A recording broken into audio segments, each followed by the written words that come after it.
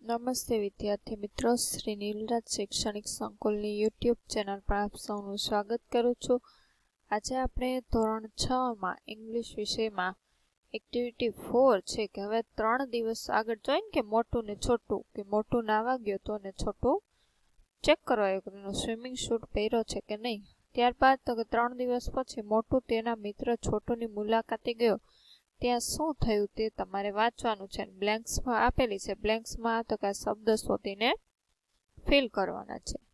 After 3 days, after એટલે પછી, 3 days 3 દિવસ પછી, મોટું વેન્ટ એટલે ગયો, ટુ છોટુ's હાઉસ છોટું ના કરે, હી બ્લેન્ક હે છોટું કમ આઉટ એને કહ્યું, હી બ્લેન્ક એટલે શું કીધું હોય, કોલ્ડ એટલે બોલાવ્યો છો ને, અરે છોટું બહાર આવ. છોટું બ્લેન્ક નોટ એટ હોમ એટલે છોટી કહેશે કે છોટું વોઝ નથી, કે છોટું ઘરે નથી.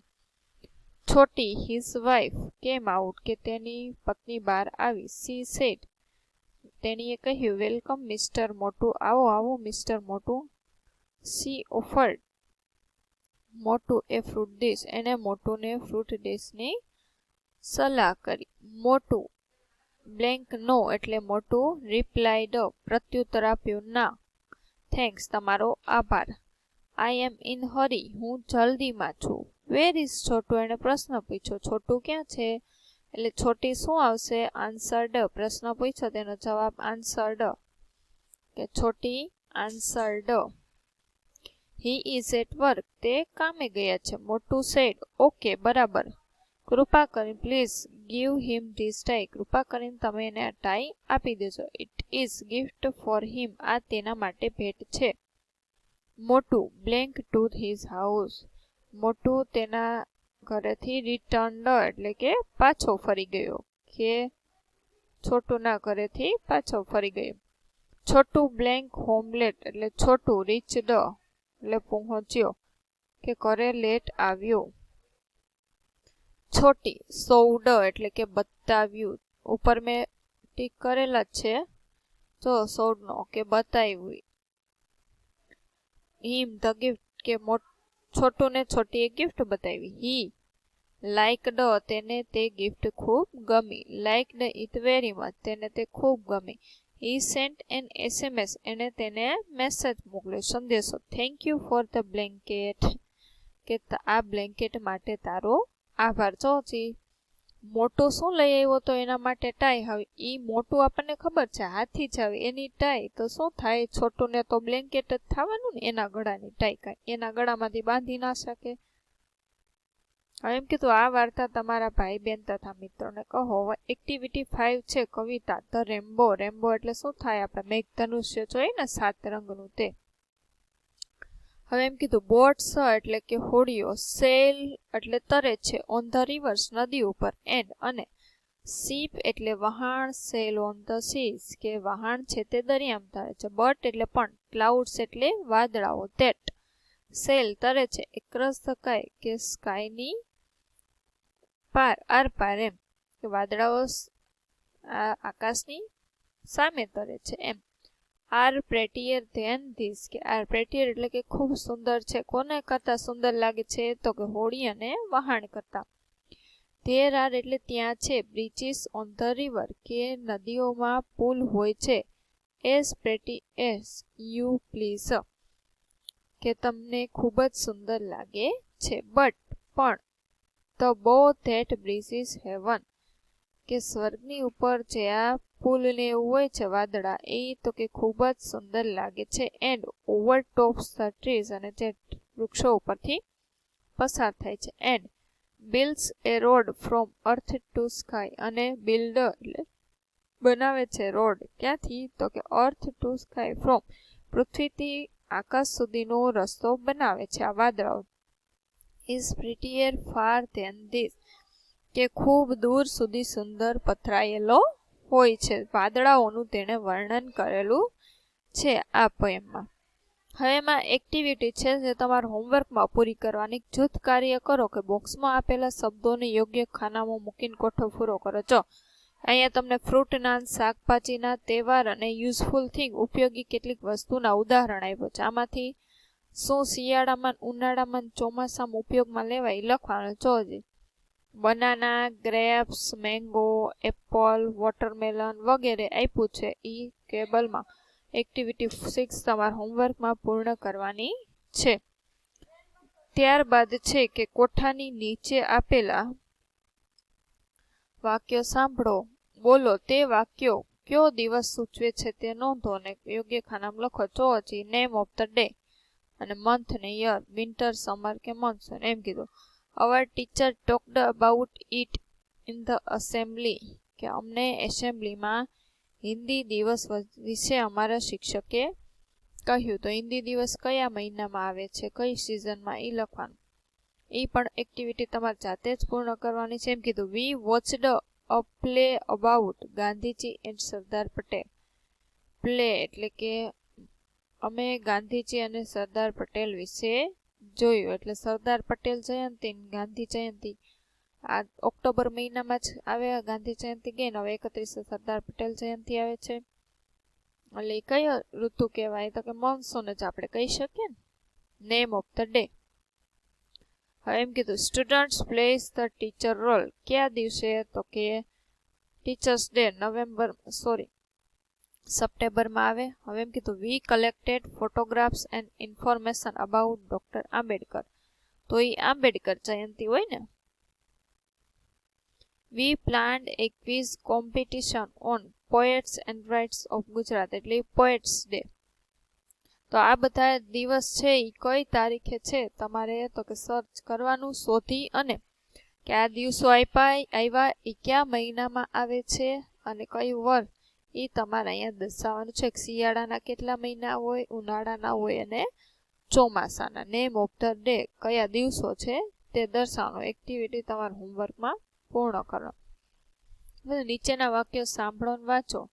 જયા and I played kabaddi yesterday. Before એટલે પહેલાનું છે વાક્ય. Mohan and Radhika are singing a વચન ઇન ધ એસેમ્બલી. તે અત્યારે કરી રહ્યા છે. જો આર કરીને આઈએનજી વાળું વાક્ય હોય એટલે ચાલુ વર્તમાન કાળ. નરેન્દ્ર ઇઝ જોજી એટલે શું આવશે? Now. Menaka celebrated her birthday last February એટલે બિફોર પહેલાનું થયું. આમાં is writing an essay in English એટલે નાવ. નાવ એટલે અત્યારે હાલમાં ને બિફોર એટલે પહેલા. પરમાર કુકડ એટલે બનાવ્યું. ભૂતકાળનું વાક્ય હોય ને આ ક્રિયાપદની પાછળ ઈડી લાગે એ ભૂતકાળનું હોય એટલે બિફોર. આમાં પણ વોસ્ડ છે એટલે before. Doctor Mehta is examining patient at a hospital એટલે નાવ. હવે આમાંય તમારે બિફોર ને નામમાં વર્ગીકૃત કરવાના. જો રિપલ એન્ડ હેટલ પ્રિપેર્ડ એટલે બિફોર. બનાવ્યું હતું રંગોલી એટલે બિફોર. બિફોર હોય ને બી મૂકીશ ને ના હોય ને એન. જીગર એન્ડ જીગીસા ચોજી આર પ્લેઇંગ. આ વર્ડ થી જે અલગ પડે ને એ હું તમને દર્શાવી. ટ્રાવેલ્ડ ઈડી આવ્યું એટલે બિફોર. કવર્ડ ઈડી આવ્યું બિફોર. ઇઝ પ્રેક્ટિસિંગ એટલે શું આવશે? એ નો નાવ. હેલ્પડ એટલે બિફોર કે તન્વીની મદદ કરી હતી. Mister Desai arranged the program એ પ્રોગ્રામની તો કે ગોઠવણી કરી હતી. My mother is writing a letter અત્યારે લખી રહી છે. આઈ વોકડ 3 કિલોમીટર્સ હું 3 કિલોમીટર ચાલ્યો હતો. આશીષભાઈ પેસ્ટેડ ફોટોગ્રાફ્સ એટલે બિફોર પેસ્ટેડ. નીચેના શબ્દો ટીઈઆર, ઈઆર કે ઓર લગાવીને પૂરા કરો. તો ડોક્ટર તો ડોક્ટરનો સ્પેલિંગ ટીઈઆર આવશે. પોટરમાં શું આવે? ડબલ ટીઈઆર આવે. પોટરમાં ટીઈઆર. શોપ કે double E R D R I V E R T E A C H E R E N G I N double E R. CONDUC TOR કંડક્ટરનો OR.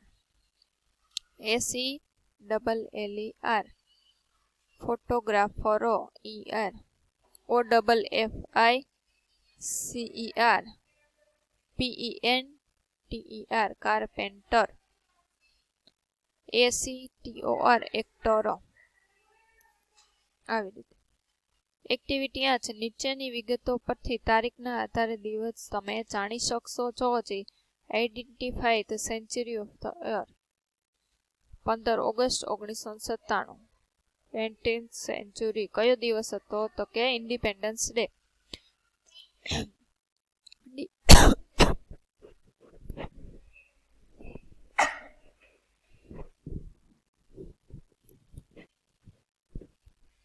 એમ કહ્યું ડિવાઈડ ધ સેન્ચુરી બાય 4 કે સદીને તમારે 20 વડે ડિવાઈડ કરવાની એટલે કેટલો જવાબ આવ્યો 5 વી ગેટ ધ રિમાઇન્ડર 0 શેષ તમને શું મળે છે 0 એક્ટિવિટીઝ કરવાની એમ કે now observe the table given below નીચે આપેલું ટેબલ જુઓ replace the number for the date month and year with the basic number given in the table so the date 15 basic number is 1 month કયો છે તો કે August એનો basic number 3 લેવાનો year કયું છે 47 એનો બેસિક નંબર તમારે 1 અને સેન્ચુરી રિમાઇન્ડર કેટલી વધી તો કે 0 તો શું આવ્યું 5 now add all the basic number like divide the total by 7 so the remainder is 5 કે બધાને 7 વડે ભાગો એટલે તમને શું મળશે તો કે 5 match the sum with the table and find the day 15 August was Friday આ તો કે તમારી ટ્રીક છે consult your mathematics teacher find out the trick like જો કે 7 વડે ભાગવાનું બાદ કરવાનું પહેલા સેન્ચુરીની ભાગાકાર કરવાનો 15 ડેટ હોય તો એનો બેસિક નંબર તારીખ આપેલી હોય તો એનો બેસિક નંબર શું છે તો કે 1 પછી મંથ ઓગસ્ટ છે ઓગસ્ટ મહિનો એનો બેસિક નંબર પણ શું છે તો કે 3 આ વારના નંબર તમારે લેવાના તો એની સામે શું લખ્યું 3 હવે યર છે વર્ષ 47 નું કઈ લાઈનમાં આવે છે જોજો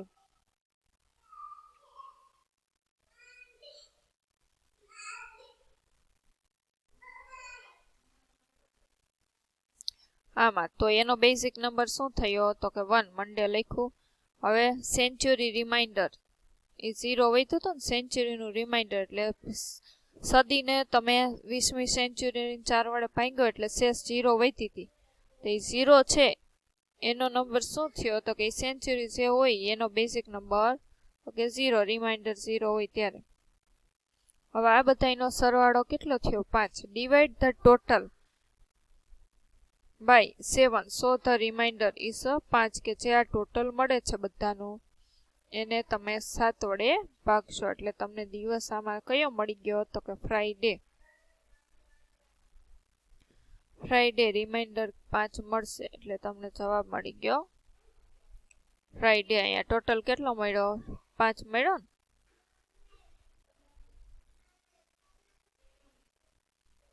આવી રીતે તો કે બધા તમારે કોઈ પણ ડેટ આવે આ પ્રકારે તમે કરી શકો છો હવે અહીંયા તો કે ચેપ્ટર છે તે પૂર્ણ થાય છે એક્ટિવિટી તમને કઈ હોમવર્કમાં આપેલી છે 4 ને એક્ટિવિટી 6 હોમવર્કમાં પૂર્ણ કરજો અહીંયા ચેપ્ટર નંબર 2 આપણું પૂર્ણ થાય છે જય હિન્દ જય ભારત અસ્તુ